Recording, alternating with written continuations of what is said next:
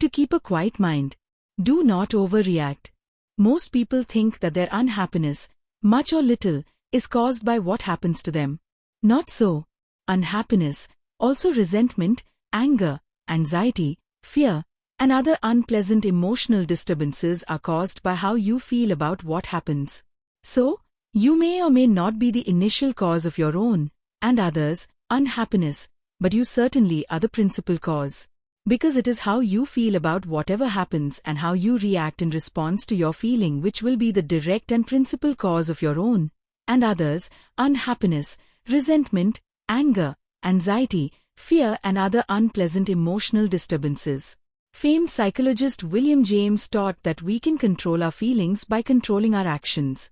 That applies equally to our reactions, so let us concentrate on our reactions in seeking to remove this cause of our unhappiness and unpleasant emotions. We react in one of four ways to every thought, sensation, situation or happening which reaches our consciousness. 1.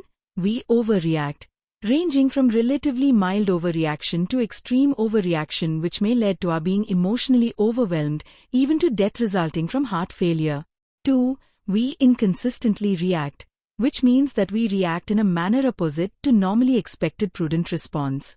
Thus, we laugh at danger, we conspicuously ignore serious warnings, we contemptuously disdain necessary help.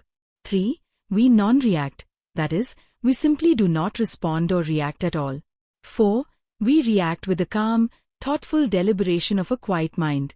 The preceding descriptions of the four ways in which you may react to every thought, sensation, situation or happening make it resident that only two forms of reacting are compatible with success: non-reacting and reacting with the calm, thoughtful deliberation of a quiet mind. Also, it is clear that inconsistent reacting is abnormal, irrational or insane. If this form of response is usual, then personal therapy should be sought immediately. So let us focus our attention on overreaction to your feelings about the thoughts, sensations, situations and happenings which reach your attention. The great French philosopher, Montaigne, wisely observed, "A man is not hurt so much by what happens to him, as by his opinion of what happens." It is not what happens, but how you feel about it, which really matters to you. So, remember, you overreact to your feelings themselves, not to whatever caused the feelings. Therefore, overreaction is principally caused by oversensitive feelings. And it logically follows that the way to prevent overreacting is to stop being oversensitive. This is easy and it will greatly benefit you throughout your entire life. The way to stop being oversensitive begins with acceptance of the fact that people, things, situations and events are not perfect. Nor are they provided for your personal approval or pleasure. Nor is it your responsibility to demand perfection or to personally attempt to make perfect an obviously imperfect world filled with obviously imperfect people creating obviously imperfect situations. So accept the imperfections of others as you hope they will accept your own imperfections. Do not be oversensitive to imperfection, and you will not overreact to its frequent appearance. Reality is a world full of people who are busy looking out for themselves and, in the process, may unintentionally jostle you about a bit. Nothing personal.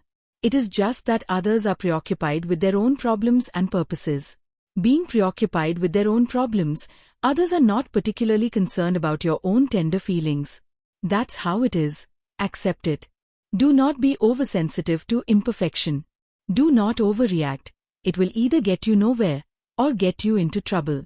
One day, Marcus Aurelius, one of the wisest of the ancient Roman rulers, wrote in his diary, "I am going to meet people today who talk too much, people who are selfish, egotistical, ungrateful. But I will not be surprised or disturbed, for I couldn't imagine a world without such people." Now, centuries later, you are going to meet such people, too. So do not be oversensitive to their imperfections and do not overreact in resentment, anger or hostility. Accept the fact that such people do exist, always have existed, always will.